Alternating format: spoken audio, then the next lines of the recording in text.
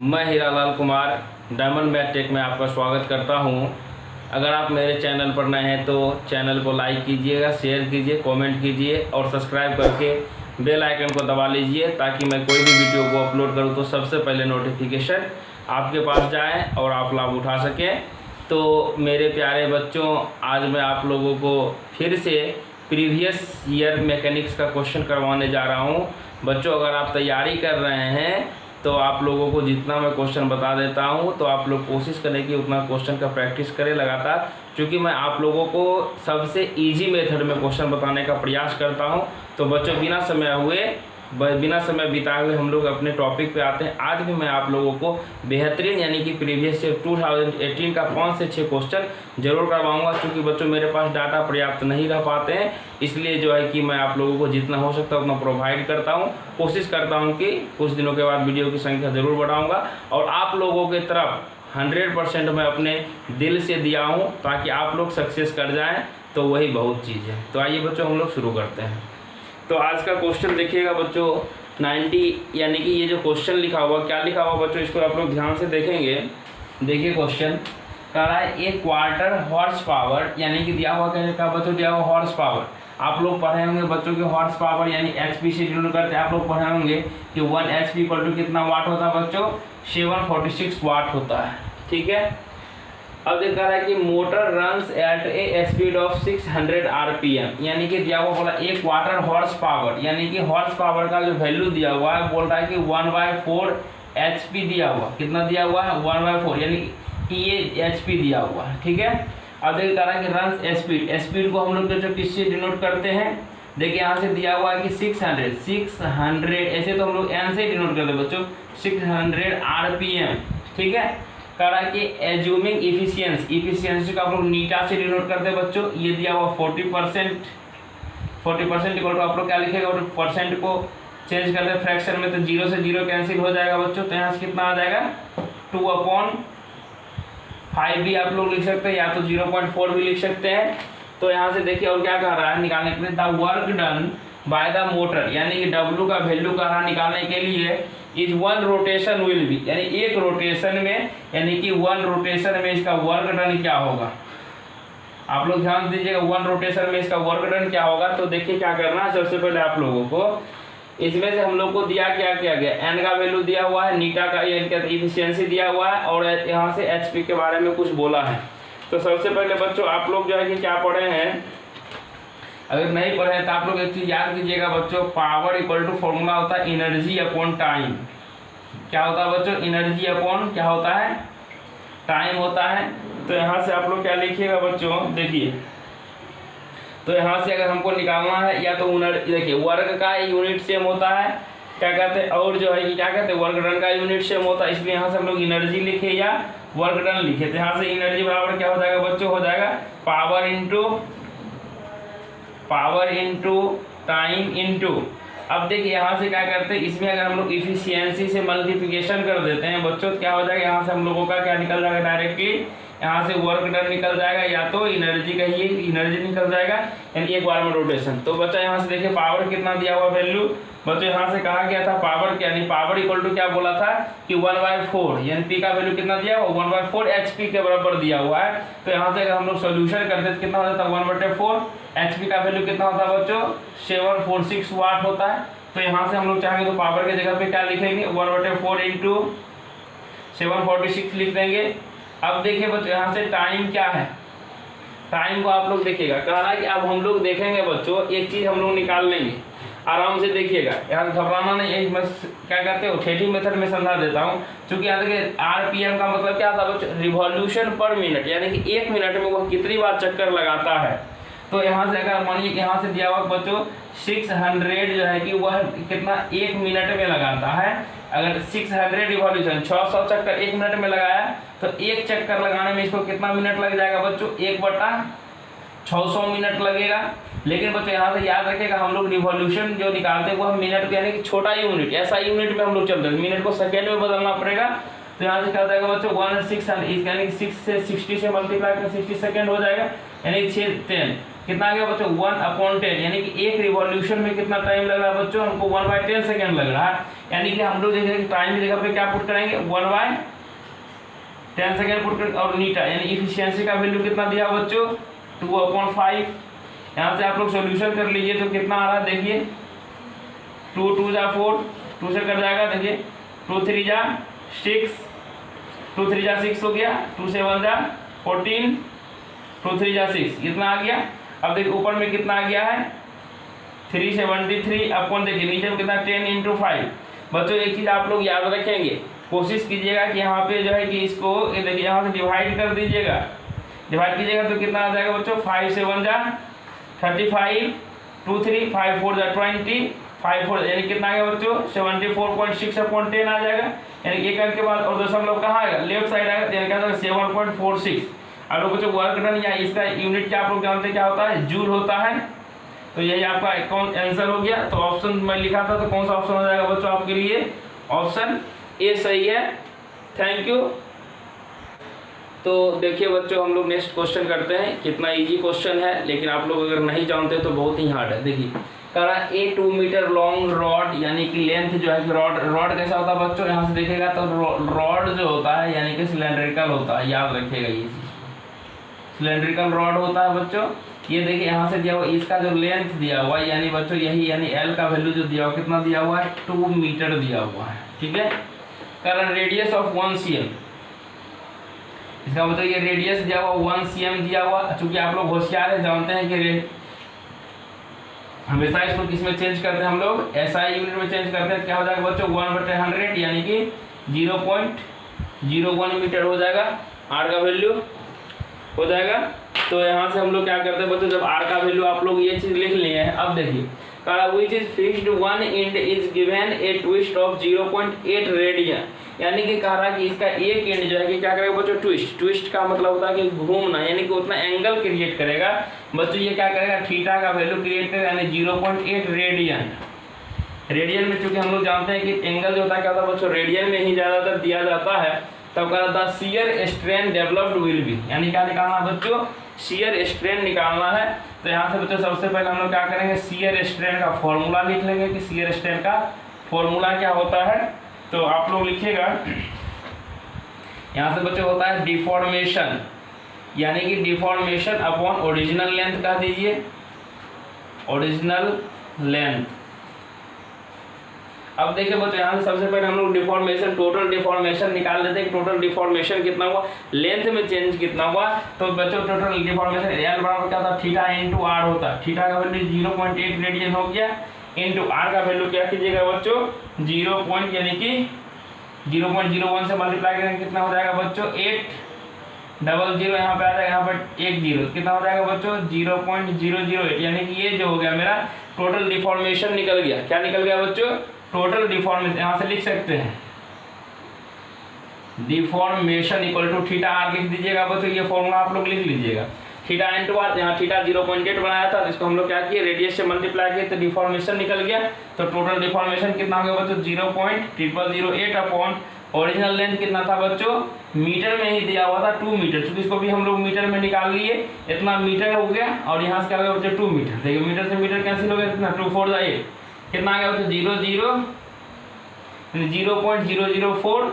यही आपका क्या हो जाएगा बच्चों शियर स्ट्रेन हो गया। तो देखिए कितना आसान था, हम लोग बिल्कुल तुरंत बना दिए। अगर आप लोग नहीं जानिएगा तो बहुत ही दिक्कत हो जाएगा आप लोगों को, इसलिए इस क्वेश्चन को अच्छे से देखेंगे। तो आइए देखिए कौन सा ऑप्शन है सही है, ऑप्शन नंबर बी सही है बच्चों। तो बच्चों हम लोग देखते हैं नेक्स्ट क्वेश्चन। देखिए क्या कह रहा है नेक्स्ट क्वेश्चन में, a cylindrical tree has breaking stress of 10⁻6 newton metre square, यानी कि देखिए आपको क्या दिया हुआ है यहाँ से ब्रेकिंग स्ट्रेस दिया हुआ है बच्चों। The maximum possible height of tree is, यानी कि हाइट ऑफ ट्री यानी कि लेंथ कहने का तो लेंथ जो है कि पेड़ का कितना दिया हुआ बच्चों 5 मीटर दिया हुआ है। पूछा था density of material of the tree, यानी कि डेंसिटी पूछा बच्चों रॉ का डेंसिटी को हम लोग रो से डिनोट करते हैं। आप लोग अगर नहीं जानते हैं तो जान लीजिएगा, डेंसिटी को हम लोग रो से डिनोट करते हैं। अब कह रहा है यहाँ से कि जी स्मॉल जी का वैल्यू जो आप लोग लीजिएगा कितना लीजिएगा बच्चों 10 मीटर पर सेकेंड स्क्वायर लीजिएगा। अब देखिए करना है कुछ नहीं बच्चों, अगर नहीं जानते हैं तो बहुत डिफिकल्ट है, जानते हैं तो बहुत आसान है। एक छोटा सा फॉर्मूला आप लोग लिख लीजिएगा बच्चों, यहाँ से आज मैं आप लोगों को बता देता हूँ, लिख लीजिएगा। Breaking stress equal to L rho into G, यानी कि बच्चों यहाँ से क्या हो जाएगा, देखिए एल का मतलब हुआ टोटल लेंथ ऑफ ट्री अभी दिया हुआ था ना, एल का वैल्यू दिया हुआ था, रो मतलब डेंसिटी हम लोग को फाइंड करना है, जी का वैल्यू तो क्वेश्चन में दिया हुआ है, और ब्रेकिंग स्ट्रेस यानी कि ब्रेकिंग स्ट्रेस का भी वैल्यू आप लोग को दे चुका है, कितना दे चुका है 10 पे पावर, ब्रेकिंग स्ट्रेस जो दिया हुआ बच्चों कितना दिया हुआ 10 पे पावर 6 न्यूटन पर मीटर स्क्वायर दिया हुआ है। तो यहाँ से आप ब्रेकिंग स्ट्रेस के जगह पे पुट कीजिए 10 पे पावर 6 इक्वल टू क्या हो जाएगा बच्चों एल, लेंथ तो सबको चेक कर लीजिएगा कि ऐसा यूनिट में होना चाहिए, यानी कि 5 इंटू, चूंकि रो का वैल्यू निकालना, रो लिख देंगे और जी का वैल्यू कितना होता है बच्चों 10। अब देखिए यहाँ से क्या कर सकते हैं आप लोग, कैंसिल भी कर सकते हैं, तो रो इक्वल टू क्या हो जाएगा बच्चों 10 टू पावर 6 कि 10 पे पावर 6 अपॉन क्या हो जाएगा बच्चों 5 इंटू 10 हो जाएगा, यही होगा ना। अब देखिए इसको थोड़ा सा सिंप्लीफाई कर लेते हैं, ऐसा तो ऑप्शन नहीं दिया हुआ, यहाँ से क्या लिख सकते हैं आप लोग बच्चों, यहाँ से इसको हम लोग लिख सकते हैं 5 से 10 एक कट जाएगा और एक ये 10 कटेगा, तो कितना बच गया बच्चों 10 पे पावर 4 बच जाएगा, आपको क्या होगा 5 इंटू 10, देखो 5 टू जा कितना हो गया 10 हो गया, 10 से 10 कैंसिल बच्चों कितना आ गया 2 इंटू 10 दे पावर 4 क्या हो जाएगा। अब याद रखिएगा बच्चों, इसमें से डेंसिटी का जो यूनिट होता है बच्चों, डेंसिटी का यूनिट होता है kg पर मीटर क्यूब। कभी कभी ऐसा हो जाता है कि आप लोग अगर यूनिट को याद रखें उससे भी आंसर को आप लोग बाहर निकाल सकते हैं, लेकिन इसमें सबका यूनिट क्या दिया kg पर मीटर क्यूब दिया हुआ है। तो यहाँ से हम लोग को कितना आ गया बच्चों 2 इंटू 10 दी पावर 4, यानी कि ऑप्शन नंबर कौन सा सही है, सी सही है। तो आइए बच्चों हम लोग नेक्स्ट क्वेश्चन देखते हैं। लिखा हुआ ए थीन होलो स्फेयर, यानी कि ये क्या है होलो स्फेयर हम लोग को दिया हुआ है इस तरीके से, देखिए इस तरीके से होलो स्फेयर होगा।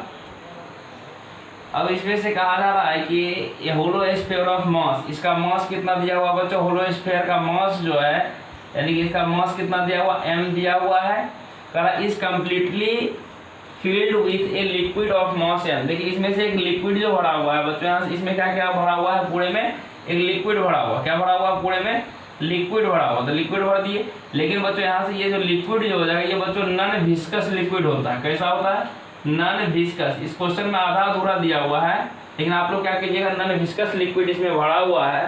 When the sphere rolls with a velocity v, यानी कि मानिए अगर इसको इस तरह होलो स्फीयर है ये ऐसे घुमा दीजिए, होलो स्फीयर बोल रहा है कि यह जो क्या करेगा रोटेट करेगा, यानी कि v वेलोसिटी से ये क्या करेगा रोटेट अगर करेगा, यानी होलो स्फीयर जब रोल्स करेगा यानी कि घूमेगा, जब रोल करेगा तब कर रहा है kinetic energy of the system, यानी कि काइनेटिक एनर्जी को हम लोग क्या करते हैं के ई से डिनोट करते हैं, दूसरा के kinetic energy of the system क्या होगा।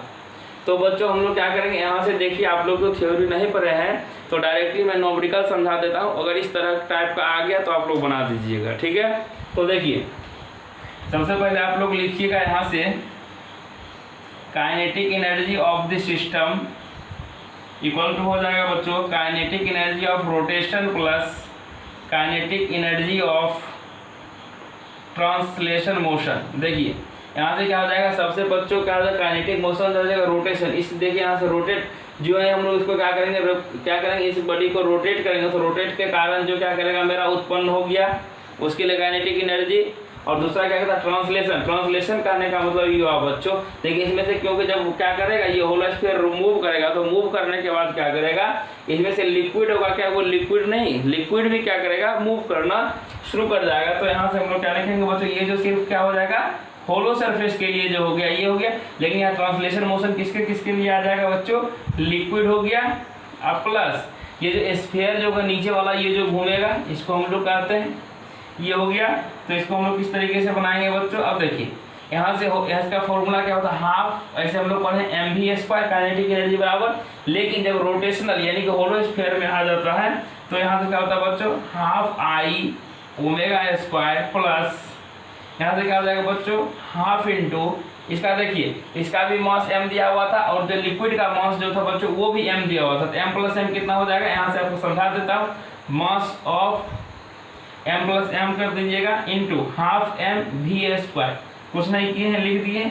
अब इसका सॉल्यूशन क्या होगा हाफ इंटू, अब बच्चों i का मतलब होता है बच्चों moment of inertia, moment of inertia, इसको हम लोग कह सकते हैं बच्चों MI, यानी कि मोमेंट ऑफ इनर्शिया। क्या हो गया बच्चों, ये हो गया मोमेंट ऑफ इनर्शिया हो गया। आप लोग घबराना नहीं, होलो स्फीयर के लिए मोमेंट ऑफ इनर्शिया आप लोग क्या पढ़े हैं बच्चों, 2/3 होता है, 2/3 m r² होता है। यहाँ क्या कीजिएगा बच्चों, 2/3 m r² पुट कर दीजिएगा तो कोई दिक्कत नहीं होगा।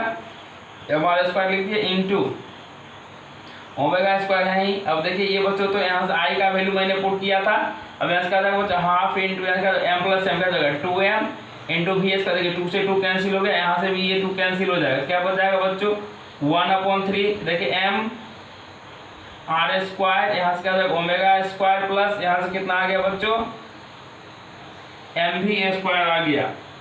अब देखिए बच्चों एक चीज आप लोग और जानते होंगे, क्या जानते होंगे यहाँ से कि बच्चों v बराबर आप लोग पढ़ेंगे, v बराबर क्या होता है बच्चों, ओमेगा इंटू क्या होता है, r होता है। यहाँ से देखिए बच्चों ओमेगा के जगह पर हमको वैल्यू पुट करना है, तो ओमेगा के जगह पर हम लोग क्या पुट करेंगे, ओमेगा इक्वल टू क्या हो जाएगा बच्चों v/r हम लोग पुट कर सकते हैं।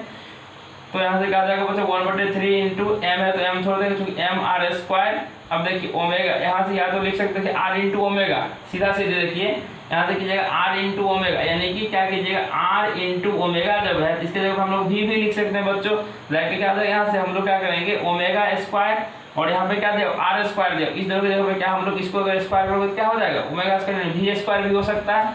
अगर स्क्वायरिंग कर दिए यहाँ क्या हो जाएगा v² equal to ओमेगा² into r²।